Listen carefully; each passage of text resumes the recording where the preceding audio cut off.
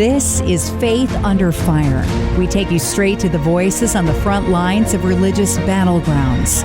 I'm news anchor Sarah Harnisch, and with me today, voice of the Martyrs Vice President, Todd Nettleton. We're talking Nigeria. 50,000 Christians have been killed at the hands of Muslim extremists in the African nation of Nigeria since 2009. 18,000 churches and 2,200 Christian schools burned to the ground.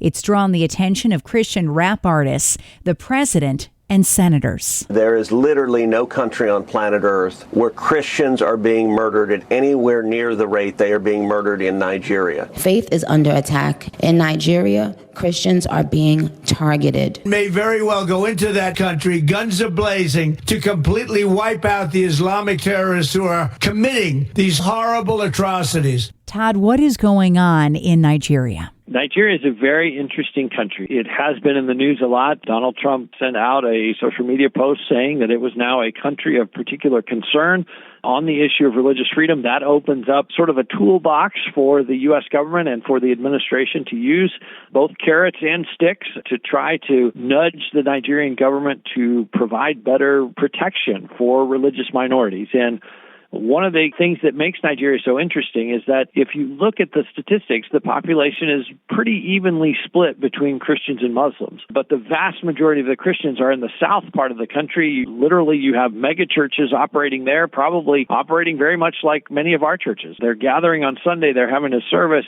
It's in a large building. They don't have problems. The vast majority of the Muslims are in the northern part of the country. And for Christians in those northern states, that's typically where they face persecution. And it comes not from the Nigerian government. It comes typically from one of the terrorist groups, the Islamist groups that is active in that country, either Boko Haram, there is an ISIS West Africa province that is active in Nigeria, or it comes from Islamists within the Fulani tribe. The Fulani is a large people group in West Africa.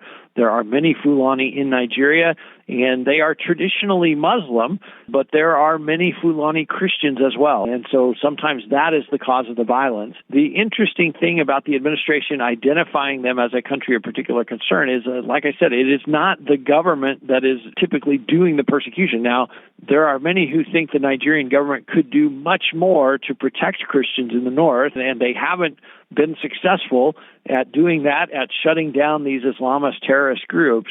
But it'll be interesting to see what tools, what carrots, and what sticks they use to try to provide more protection for Christians in northern Nigeria. Yeah, definitely his statement had one in each hand, the carrot and the stick, because if they send the troops in, it's almost like he's trying to help the Nigerian government because the terrorists have a little too much control. Frankly, we've heard stories where the military almost steps out of the way when attacks are happening because there are Muslims in the military who may sympathize with some of these Islamist groups. That's one of the questions that's hard to know the answer to, and it will be interesting to see if American government involvement makes the answer to that question more clear. Is Voice of the Martyrs affiliated with any churches in that nation? Voice of the Martyrs is actively working with multiple church groups in Nigeria. One of our ministries that is especially significant in Nigeria is a ministry to widows of Christians who have been killed in the north in some of these attacks, church attacks or pastors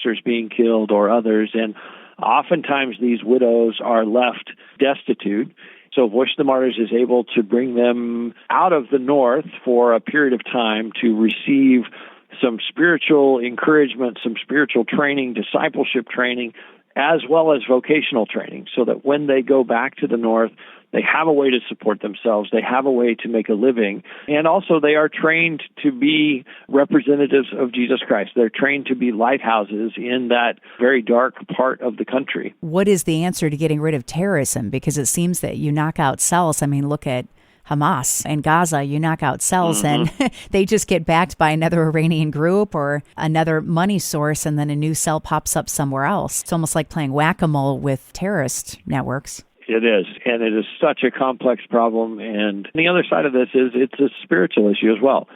Jesus said, the world hates me. If you follow me, the world will hate you too. So there is very much a spiritual aspect to that. Frankly, that's the part that Voice of the Martyrs is much more focused on than the international relations government activity is, okay, how do we stand with those Christians who are being persecuted? How do we encourage them? How do we equip them?